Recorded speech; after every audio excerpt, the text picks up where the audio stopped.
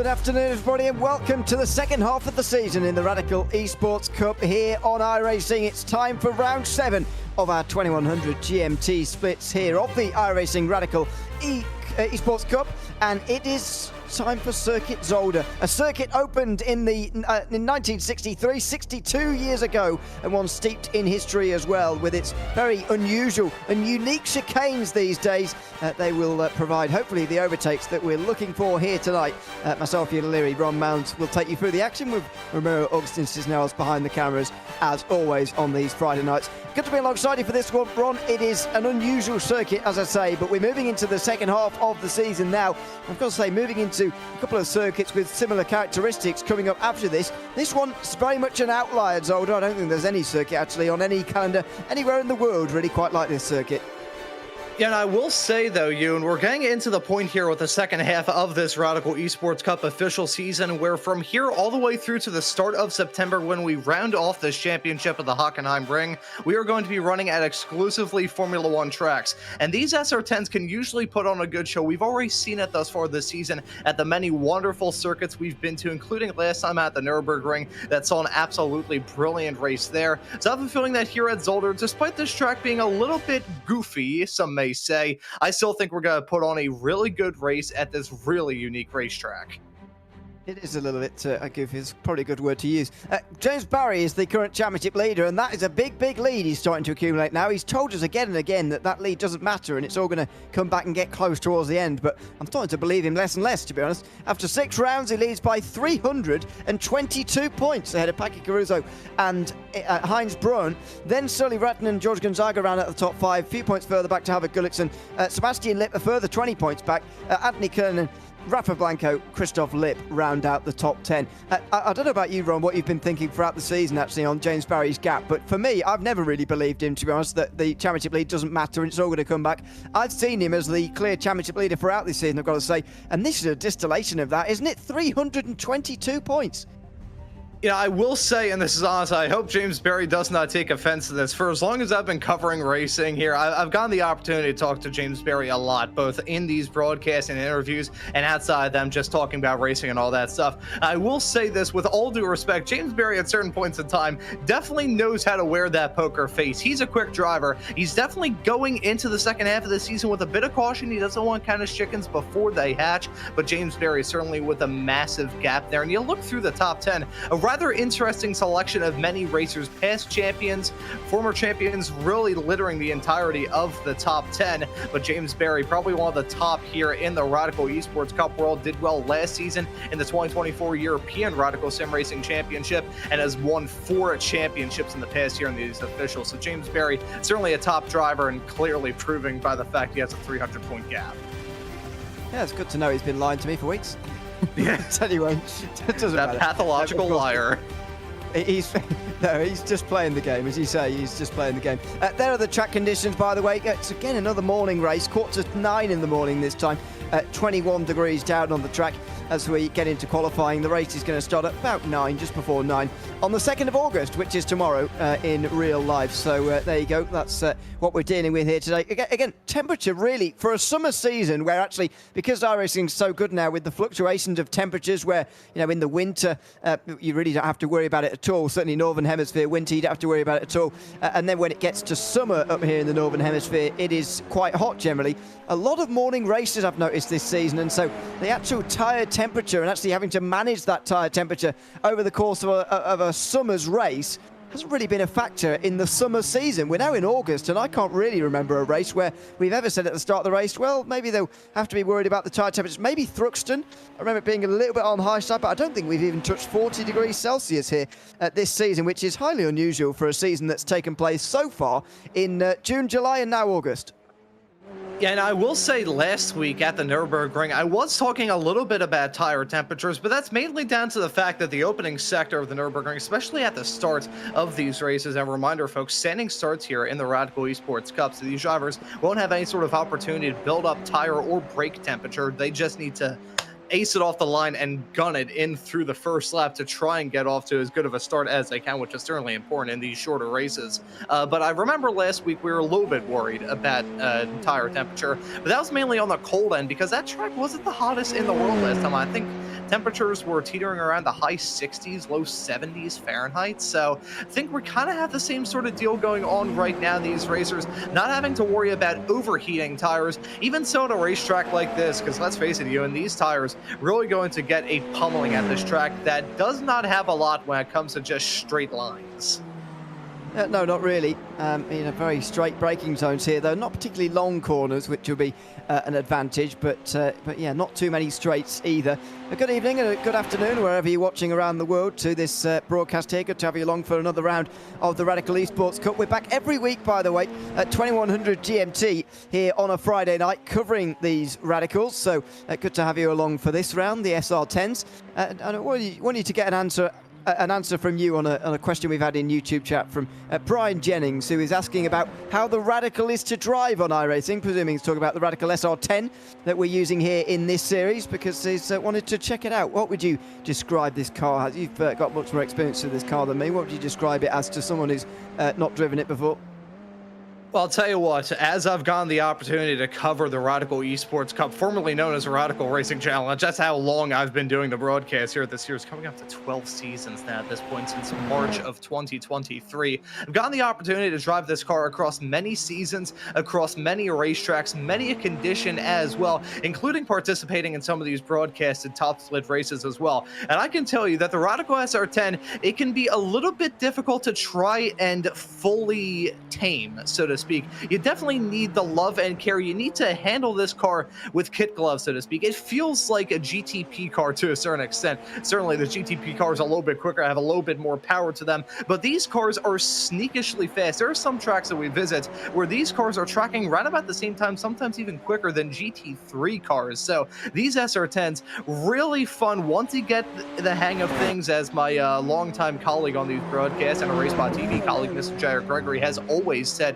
Mastery of the SR10 can make you good in just about anything that you drive. And looking through this grid that we have, many of these racers have used the skills that they've gotten from these SR10s to move on into other things. I've seen James Berry do very well in Formula 1600 competition, both in officials and in other leagues. I've seen other drivers master these SR10s and do well in LMP3s. These are just really fun cars. You just need to find that groove. Once you settle into that groove, you can really have a heck of a lot of fun with them. Yeah, absolutely. And the point about making you a better driver, by the way, for any car is a really valid one as well. But we'll maybe get into that. If it quietens down in the race, let's focus, though, on the starting grid. Ready for this one. And it's an racing team 1-2 with Christophe Lipp and James Barry. Peter Evigny with a good qualifying there up to third, and Paki Caruso with George Gonzaga and Goodenhag rounding out row 3. Then you go to over half a second off pole, or just inside of it, sorry, for Felix Simoes. Then over half a second behind for Andre Castro. Might be a bit disappointed with 8th place. Maurizio Scotti Diuccio will be in 9th ahead of Kjell Larsen with Ian Bertolucci, and Kim-Andre Björklund sharing row 6. He's over a second off pole. Jack Dunkovic, Adrian Rostang and Sebastian Lipp is as well. Only 15 drivers in this field here today. Not sure entirely what I'd put that down to, whether it's people not enjoying this track necessarily, but everybody who got into this session at least did set a lap time there. So worth noting who's here, especially when you're looking at the championship standings, actually. Worth noting who's here, especially in these better strength of field races.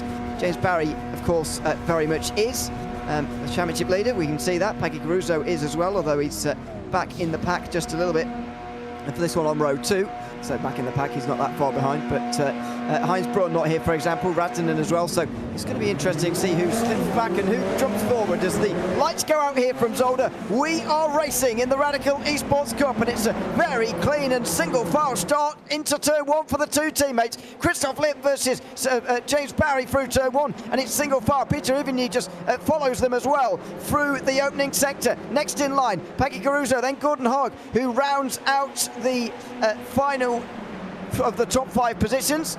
Now in towards the right-hander. This is turn 4. Need a good run out of here to get the back straight on the way towards the first of our chicane, the Klein chicane. Now into the inside line for one of the drivers in the background. That's Andre Castro. Inside of, look at that, of Gordon Hogg. There's a bit of contact, bit of sliding in the background as well. But Andre Castro gets up to 5th, and it's Felix Simoes who goes backwards. Gordon Hogg as well, as they go through that first chicane, showing how difficult it is to race side by side through there. Yeah, bad start and bad run through that turn 5 chicane. That section, that really only single file. It may feel like a good overtaking opportunity, doubly so considering you're having to drop the anchors and slam on the brakes in there. But there's only so much you can do in a single file lane with curbs that will very likely screw up your day, screw up your car, and leave you with a little bit of a backache as you leave this track. We'll say Ian Bertolucci has ran into some difficulties in the number 12 car. He's towed back to pit lane. Your last place of the cars out there on the racetrack right now is Maurizio Scotti De Luco. But I think at a moment heading down into that chicane, yeah, you can see contact being made with himself on the 14 of Jared Dunkovic, and more drama going on. That right there was a 12 Bertolucci. I think had major damage. Yeah, you can see as that front clip of that SR10 pops off like a misshapen Lego. So we've had some drama up at the front. That's Peter Ivani dropping down like a stone. He had a moment through one. And he rejoins right into a 3-wide moment there as they go down towards turn 2 as well. That was close. Here comes Cattell Larson on the outside line. He's going to lose space out there. And Peter Ivany will get that place back again. In the background, Felix Samo's going to try and win some of the places back. This is where he had a poor run, by the way, out of the Klein chicane first time round.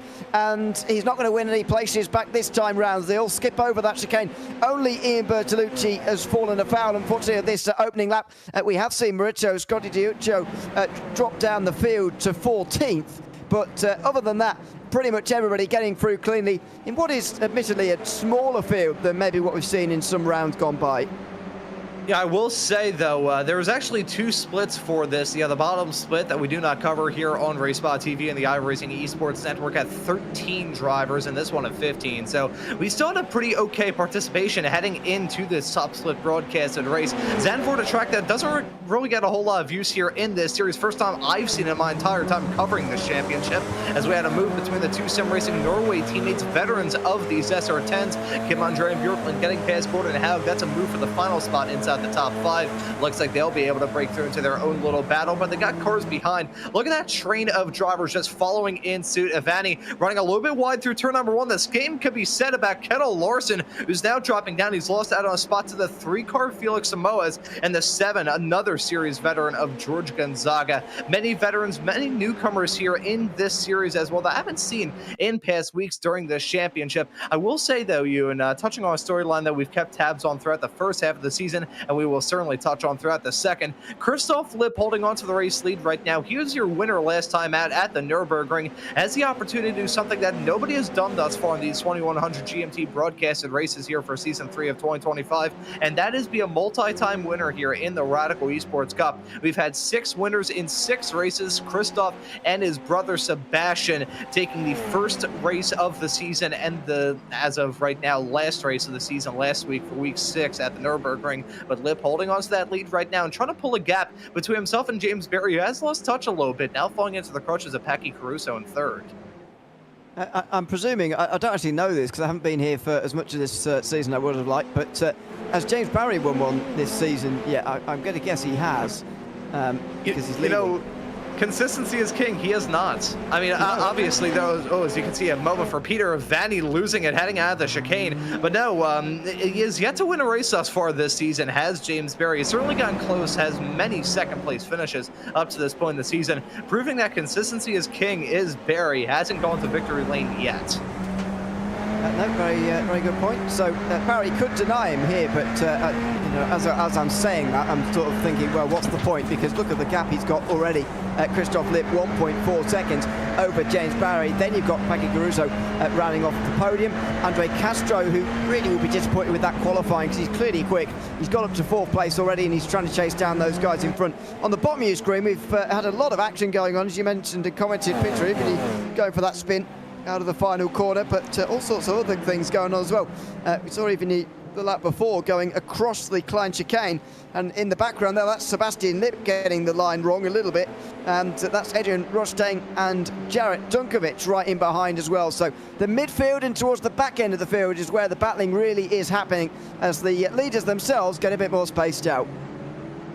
Yeah, it looks like the battle, at least up towards the front of the field, is very much on, though, between James Berry and Packy Caruso. About 2/3 of a second separate those two racers as they head their way onto the start-finish straightaway. Look at James Berry trying to give that shuffle as he heads his way out of the final turn onto that start-finish straightaway, trying to break that draft as much as he can. I talked about the characteristics of these SR10s a little bit earlier on in this broadcast, but one of the main characteristics with these SR10s has got to be the draft. They are some of the strongest drafting cars on the road side of things when it comes to cars on iRacing. Obviously, once you get off into the oval stuff, that's a whole different league. But here on the road courses, the SR10's probably up there with the likes of the Spec Racer Fords and the Formula Vs in terms of being the biggest drafters on iRacing. These cars punch a massive hole in the air, and once you get that draft, you can really just suction up to the back of the car right in front of you like it's going out of style. That's part of the reason why Caruso is still handing the back of James Berry. That's also part of the reason why it seems like Christoph Lipp is building and building time as James Berry keeps bleeding it away. Now nearly 2 seconds between the two teammates in P1 and P2 really shows you that once you lose the draft, it basically game over. Absolutely. Well, yeah, let's see how this continues on here as Caruso and Barry continue to race away for second. It looks like it is only going to be a fight for second as well, as Caruso just has a peek to the inside, can't go through. Castro again looking and lurking in the background. It's actually keeping pace with Christoph Lipp. I'll just tell you the times as they go over the line this time round. Another great lap from Lipp, 1:23.7. Would have been his best lap of the race if he hadn't gotten an off track throughout it. But Castro's matching. He's the only other driver in the 1:23s. That was his personal best lap time last time round, but the only other driver other than Lipp to be in the 1:23s last time round. Again, Castro going to be kicking himself a little bit that he didn't qualify better, because he's clearly got some good speed in that car. Yeah, it certainly does. And looking through this field, a very talented pack of racers here on this 2100 GMT broadcast and race here for this week. And looking to keep that strong throughout the rest of this season here for Season 3. We'll say the stretch of races we have been as of recent here, Ewan, has come in the midst of a small little break for the radical sim racing world in reference to the European and America's Championship and the small little summer break, as we like to call it right now. The America's Championship set to return in about 3 weeks time. The European Championship returning, I believe, in 2 weeks time. So we have seen some of these racers that we usually see compete for the league championships really running well, in these officials still keeping their skills sharp in these SR10s, and many of the drivers that you see at multi-season, multi-year veterans when it comes to these SR10s as well. I mentioned him last week, and I wasn't going to mention him again just for the simple sake that the commentator's curse really came down on Felix Samoas badly last week. But Samoas, a driver I've been covering in these SR10s for pretty much as long as I've been covering SR10 racing, period. Very good racers in this race. Absolutely. Oh, that's a bit of defending there as well from Barry on the way towards turn number 1. And so that from that angle, and Caruso's having another look, this time at turn 2. And Castro now very much a part of this fight. Now I think that we settled down a little bit here. We're in the middle third of the race now that 6 laps are completed. We're ticking along very quickly. We're just going to start to see what happens when everyone's a bit more settled, and there are, I believe anyway, less overtaking opportunities than where there otherwise is at the beginning of the race. So we'll see it here with Caruso, but I reckon he's quicker than Barry, and Castro's certainly quicker than both of them. How easy or difficult is he going to find this, though? Because Zolder, in my experience anyway, is one of those circuits where it can be very tricky to make a pass, and there's an easy one. Caruso hits the back of Barry, and Castro has to avoid. That was a self-made incident, it looks like, for Packy Caruso. He just hit the back of James Barry and went into a spin. Yeah, and doubly so. That section of the racetrack, very easy to lose control of the rear end. One thing that I forgot to raise a little bit earlier on, the aero sensitivity of these SR10s. If that front splitter gets a little bit screwed up in relationship to the ground, you are going to spin around like a top. So I think there's a lot of stuff going on there for Packy Caruso to spin out of a surefire podium, drop down like a stone. He now finds himself in P5. Would have briefly jumped back up to P4 again, because Kim Andre and Björklund had a huge sideways snap hang out of the turn a couple of moments afterwards. But let's take a look at this here as we ride on board. There you can see the moment from Caruso. Andre Castro, a little bit of a tap to the front end of that 8 happens to the 1 of Castro. Thankfully, though, nothing major on the front of that 1 car, I believe. Still slotted in 3rd and now has about a second gap between himself and James Berry. Just right barely in that slipstream. If he loses out on a bit more time, may start to see James Berry pull away, but Caruso losing it, looping it around like a top. Very easy mistake to make, to be sure, but a heart-wrenching one regardless. This is earlier on in the race, don't forget, Peter Ivany getting on the power too early out of the final corner and going for a big spin. He actually did clip the wall there, but he's still going. Ian Bertolucci so far the only retirement from the first half of this race, which is nearly complete in its entirety actually. Caruso's picked himself back up again and he's still fifth ahead of Kim-Andre Bjorklund, or behind him rather. He's ahead though of Gordon Hogg in sixth. A flash of the lights. Caruso's going to be impatient here. He's been up the order, I think. He's been pressuring those up front, and now he's looking to get back to those positions again. He looks down to the outside of Bjorklund here. Very close. So close to contact on the way to this final chicane, but outside the first point gives you the inside the second. Oh no! He's up into the grass and he very nearly came on and hit Bjorklund there, but he gets away with it. Caruso, though, loses another place. I'll tell you what, though, that number 11 car of Kim-Andre Bjorklund has been handling like a trash bag full of lasagna, again, thrown down a flight of stairs. He's been wide, either having an understeer moment or an oversteer moment through just about every single corner over the past couple of laps. I saw him as we cut to those replays a couple of moments ago, heading his way through the turn 5 Klein chicane. He hit the curb badly. That rear end was bouncing. It was bouncing around like a bucking bronco, that car was. So frankly, Kim-Andre Bjorklund, the fact he didn't lose out on spot to Caruso is an absolute miracle. Caruso, though, going for that move down into the final chicane. I don't care who you are, that is not going to be an overtake that works. The chicanes around here, you basically have to go through there, follow the leader, so to speak, have a train effect going on, and then try and go for the moves in some of the other turns. The chicanes here, just about as deadly as you could possibly get when it comes to the wide, wacky world of chicanes. Absolutely. The circuit's got plenty of them, that's for sure. Plenty of candidates.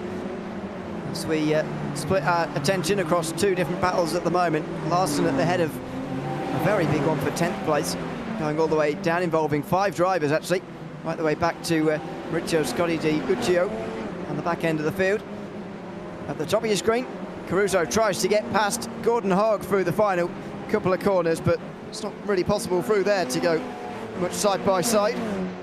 And the 5 down the bottom as well, stay single file into the final chicane as well. 9 laps now complete. We're over halfway in this race, and it's been absolute domination from Christoph Lipp, but the racing behind is very, very close. In the background, Sebastian Lipp just on the back of Philippe Simoes on the way towards turn 2. Is he trying to make a move? No, he's not. So again, lots of close battles, not many overtakes at the moment. Yeah, I think these racers are trying to get to the end of this race. I think usually here in the Esports Cup, oh, we have 10 laps on the board. Probably going to see that white flag here in a couple of moments' time. Now, we've still got until lap 17 when we can worry about that. For now, these racers still trying to keep it on the road. One driver did, though. I could see that trail of gravel heading out of the turn 5 chicane, which is probably the biggest choke point of the entirety of this circuit. Very easy to lose it heading off through there. As we jump back to this battle involving Felix Simoes and Sebastian Lipp, there's a battle for 8th at the moment. These two losing touch of the cars in front. There was a train of SR10s running all throughout the mid-pack. And as it stands right now, because of some chicanery going on and not just the ones heading off through turn number 5, we have seen it break up a little bit. We still got the battles going on. Here's Maurizio Scotti di Uccio as we follow him in the number 9 car, currently slotted in lucky number P13. It's got a little bit of a pack that he's in the midst of right now, a sandwich, if you would, between Jared Dunkovic and Peter Ivany, who has really gotten him stuff back up and underneath him. That number 10 car in the early stages was not handling well at all. Thankfully, though, he's gotten it back on the straight and narrow, still running last of the cars out there on the racetrack, but certainly with 4 cars within striking distance, not terribly far up in front. If he can keep it clean, he can definitely gain some more.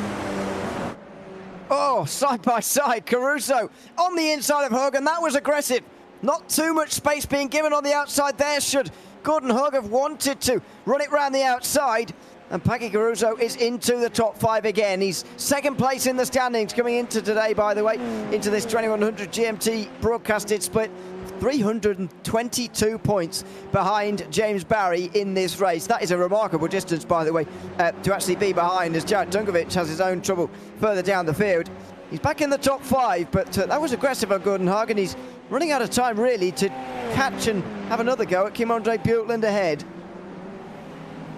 As we take a look at a replay to see that moment from Caruso, look at that, the dive down into turn number 4. Don't usually see a driver go for an overtake like that. That's part of the reason it's usually going to end at least one person taking a trip off through the gravel. Ends well for the both of them. They're still out there on the racetrack running in P5 and P6. Now Caruso's got the real test on his hands. The gap between himself and Kim-Andre Bjorklund, he's not picking up the draft, but one good thing that he's got in his back pocket is the fact that Kim-Andre Bjorklund is not really catching up to Andre Castro either. So as much as the number 8 doesn't have any sort of draft assistance, the 11th doesn't either. So Kim-Andre Bjorklund, if he can still keep that car on the road, I think he may be in an okay spot to finish in P4. But if we saw the handling, if he still has a handling like we saw not terribly long ago, them sliding his way off through the turns, getting really flirtatious with the gravel traps, I think we may end up seeing Caruso make up another spot. The only thing that may potentially save Kim-Andre Bjorklund, if that is the case, is his own teammate of Gordon Haug right behind, still within striking distance of Caruso. There is Christoph Lipp leading this race by 4.5 seconds, and not only would he become the first driver to go back-to-back in races this season, and season 3 of 2025, even winning 2 races at all hasn't been done yet. So yeah, it's been a rotating cast of winners. Be good to see Christoph Lipp do it back-to-back though, and finally that record can finally be broken. That's a bit wide from Felix Simoes down towards the braking zone. And look at this, Sebastian Lipp now. He gets alongside immediately out of the hairpin of turn 8. Outside for the first part of the chicane. Gives him the inside the final corner though. And that's exactly what he's got. A great bit of movement, although it was a bit messy. Bit of grass kicked up. Sebastian Lipp gets through. You know, side by side heading off through that slow version of the final chicane usually doesn't work, but here we go. A dive from Felix Simoes down into turn number 1. Just a small little exploration there. Lipp running a little bit wide off the curb out of the turn, but these two drivers still lock steady in a very close fight as it stands right now. Some of Radical's best here on the iRacing platform, duking it out for P8. Sebastian Lipp got the season kicked off in style at the Red Bull Ring with the victory, but ever since then he hasn't gone back to victory lane here in these 2100 GMT broadcasted races. Simoes nearly thought about going for a move off into turn number 5, and you can see why that doesn't really work out too well. The curb wax really screwing up Felix Simoes. In that small little blip, he managed to lose out on a single second. I'm not sure what the curbs heading off through there are entirely made out of, but it is not meshing well with these SR10s. It's like a clump of sodium getting dunked into a bucket of water. Oh, Sebastian Lipp may have had trouble there. That was a bit of smoke, and he's lost a place to Simoes. But yeah, those chicanes are super difficult, especially that Klein chicane there at the back straight. Really, really difficult because of those curves that bounce you around all over the place, and very easy to get a slowdown through there as well, which costs you time all the way down the other side of the hill towards the next chicane, which is a real feature of this circuit. But Lipp, I'm sure, had issues there as he came around the very long turn 7. Which is sort of, that whole section's really just turn 7 as per the track map. But you saw the smoke, the tyre marks on the road. I reckon he had to lock it up so as not to spin all the way around. Let's see if I'm right or not. Through this first right hand, it was fine. On the grass, there you go. Oh, wow. He had to lock it up just to save it, and a bit of a squeeze for Simoes, but he got through. Yeah, I think Simoes had to take a big breath in to make sure he could fit that car in between that slowing machine of Sebastian Lipp and the inside of the racetrack. It's a saving grace for Simoes because with that moment heading off to the turn 5 chicane a few moments beforehand, don't really think he was able to make up that time on the road with the amount of time left to go here in this race, but it's reignited this fight. That is a typical thing that you have to do here in these SR10s. If that back end gets a little bit squirrely, just lock up the front tires. It's going to swoop back around and you'll be all right. I mean, the bad news would be that the front end of your car, the tires will get turned into rectangles, but you know, you got to take with the yin with the yang. Looking back from Felix Simoes, you get the feeling he might be on borrowed time, but has he borrowed enough time here towards the end of this race to keep Sebastian Lipp behind him after that mistake? And one of his teammates here, George Gonzaga, who's going to try and take this off of Gordon Haug as well. He's really lost a bit of time since being passed by Paki Caruso. This is going to be a narrow battle for 6th place very soon. Gonzaga here is just looking on the way down towards turn 1. A little bit off into the gravel for Haug. A look again from Gonzaga, no way through. He's only got 3 laps to do this, so they've got to start thinking about this quite quickly now. Something happened to Gordon Haug. You can see on the left-hand side of the race car damage on it. That is some pretty significant side pod damage. These SR10s, even though this isn't the quickest racetrack in the world, a bit of damage like that can feel like you're dragging a parachute. That's the reason why George Gonzaga is even thinking about going for a move like that down the straightaway, off it to turn 5. He has to back out of it. Gordon Haug with the stones to be able to hold off on that spot. We'll say Kim Andre and Björklund, he's had a moment of his own. Packy Caruso's moved up into 4th, and his teammate right there, Gordon Haug's teammate of Björklund, is right in front. Not sure whether he has a slowdown. He is still slow. So he has his way off through the top end of the circuit. Just was going to say that Gordon Haug last time by sat 127.4, which compared to everybody else running the opposite 124.7s, something bad happened to the number 15 last time by, and it looks like that same ailment hit his teammate on this lap.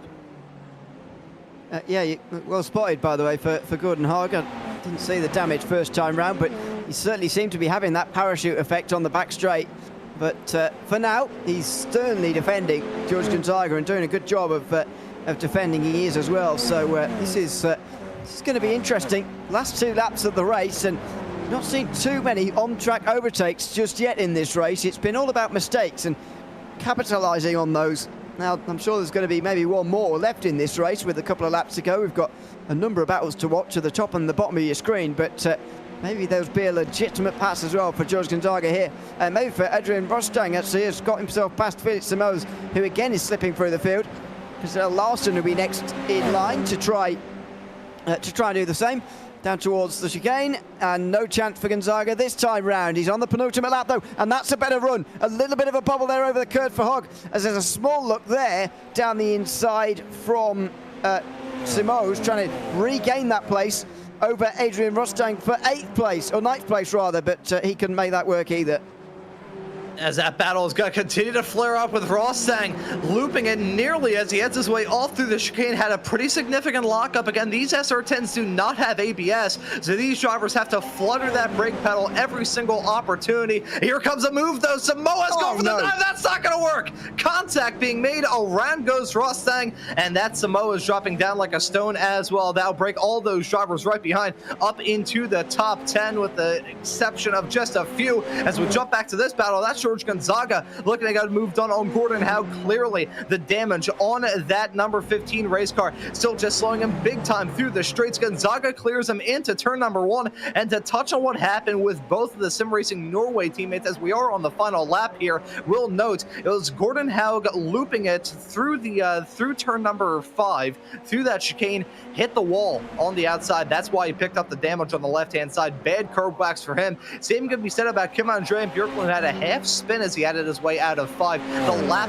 later, and I think we'll actually load up the replay to see what happened to Björklund. Yeah, you can see bad curb wax, horrible curb wax even. Yeah, it's too hard over the curves that you can't get away with that. This is Jared Dunkovic's issue. Not long before that, actually. Maybe it was the same lap, just a little bit later. Oh, a little bit less over the curves, but still the same spin as he got onto the power and ended up on the inside of the circuit. But meantime, Christoph Lipp is coming into the final chicanes. This has been the most dominant performance we've seen this season, certainly one of. As he comes towards the line here at Zolder, Christoph Lipp takes a comfortable victory. Nearly 6 seconds. In fact, it might be 6 seconds. It will be by the end of the day. What a drive from Christoph Lipp that is. An absolute display of dominance from beginning to end. 6 seconds in legitimate pace, because Barry wasn't battling for much of that race at all. He was just outclassed in this one by his teammate Christoph Lipp with a comfortable win. Yeah, and it's his second win in a row in these 2100 GMT broadcasted races after the first half of the season with all different winners. The streak ends at 6th. Lipp putting on a dominant drive here. And not only is it the first multi-time winner from these 2100 GMT broadcasted races this season, he does it back-to-back in comfortable and dominating fashion as well. Christoph Lipp with a brilliant drive here at Zolder today. Absolutely. 6 seconds is winning margin at the line, with James Barry just massaging his championship lead maybe at the end of today. Andre Caruso alongside him on the podium in that number 1 car. Good drive through the field from him. Good recovery from Packy Caruso to get to 4th as well after his spin with James Barry earlier on. Kim Andre Björklund recovered from a spin of his own to finish in the top 5 ahead of George Gonzaga, who got past Gordon Haug at the line. Sebastian Lipp wasn't far away from getting involved with those two as well. Cattell Larson beat that group for 9th ahead of Maurizio Scotti Diuccio, who rounded out the top top 10 after making places in that race as well. 11th place went to Peter Eveniek with Adrian Rostang and Philip Simoes 12th and 13th after they're coming together. Jared Dunkovic's late spin got him down to 14th, and Ian Bertolucci unfortunately down to 15th after retiring from the race very, very early on. Let's have a chat then to Christoph Lipp, our race winner here tonight from Zolder. Congratulations, Christoph, on a completely dominant display, I've got to say. I mean, the pace you showed there was by far and away the best in the field. Was that what you were expecting coming into this round of the championship? I did not have any idea how fast some other guys would be. Andre, for example, I didn't know, I haven't seen the week, and so I was a bit surprised. What was the key to being fast around here? We talk often in the commentary box about this circuit being very unique, very strange in some ways. The curbs are a big thing, but what about from a driver's perspective? What are the keys to being fast around here? I think here you have to take some risk. I would say a bit more risk than on other tracks to be fast, and you have to focus almost in every turn. You have to focus on the exit. This is very important, and then you can get good lap times. Absolutely. Congratulations on achieving that here tonight and taking the race victory from Zolder. And thanks for coming to chat to us at the end of the night as well. Yeah, thank you. Bye. Thanks very much. Christoph Lipp there, the race winner, joining us just briefly after the race. James Barry has also popped himself in. Very nice timing from him. We can chat to James as well. Congratulations, James. Second place here for you today. First question, I guess. I probably know the answer. Was there anything you could have done to maybe stay with Christoph Lipp or compete with him here in this race? Yeah, be a better driver. It's a tough track. I'm happy with what I did. I had decent pace.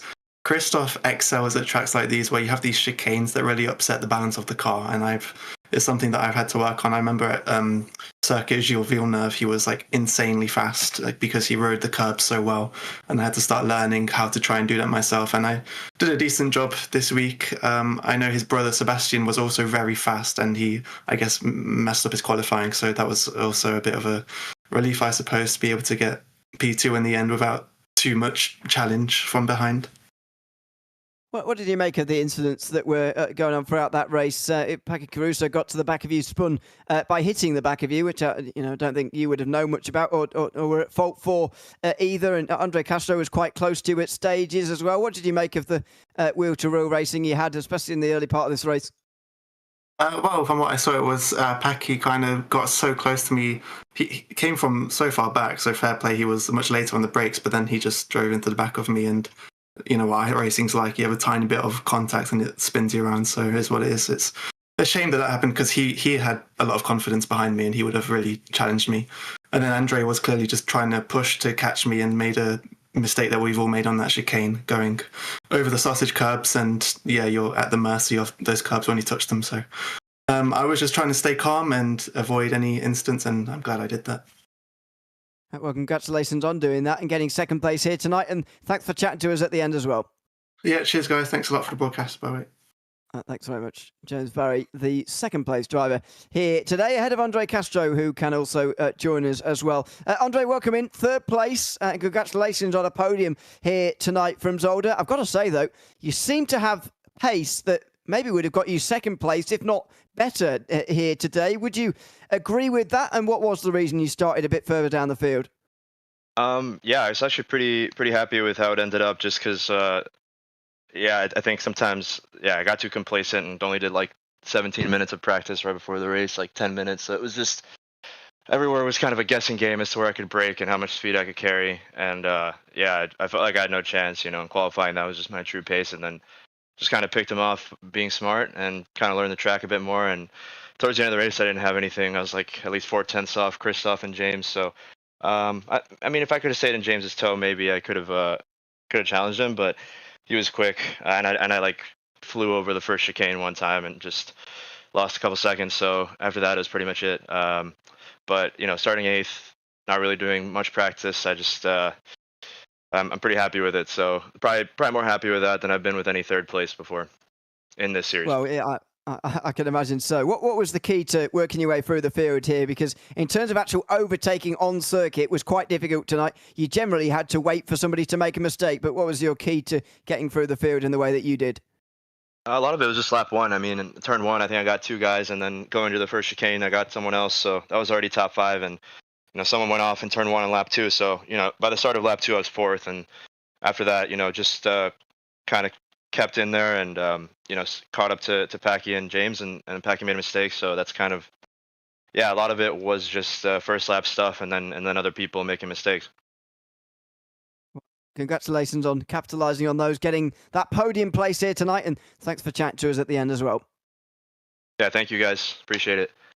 Thanks very much. Andre Castro, the 3rd place driver here at the end of the round at Zolder, the 7th round of the Radical Esports Cup in Season 3 of 2025 run. Next week, we are at Suzuka in the 2100 GMT broadcasted split. So different here to Zolder, but we're on the home straight now, as it were, or at least we're on the turn back round. We're coming back for home. This is the second half of the season, and Suzuka and Fuji to come in the next 2 weeks.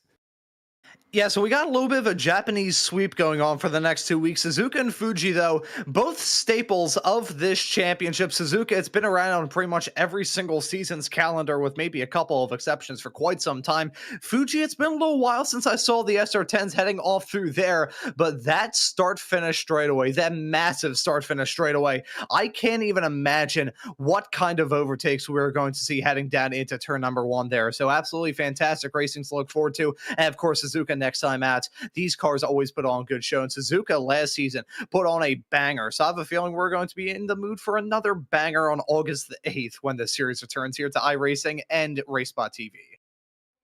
Absolutely. Same place, same time, 7 days' time. We will be back again for the next round of the Radical Esports Cup. Make sure you join us then. I've been Neil O'Leary alongside Ron Mounds, with Romero Augustins is now us behind the cameras here tonight. We'll see you in 7 days' time at Suzuka. From all of us here from Zolder, it's goodbye for now.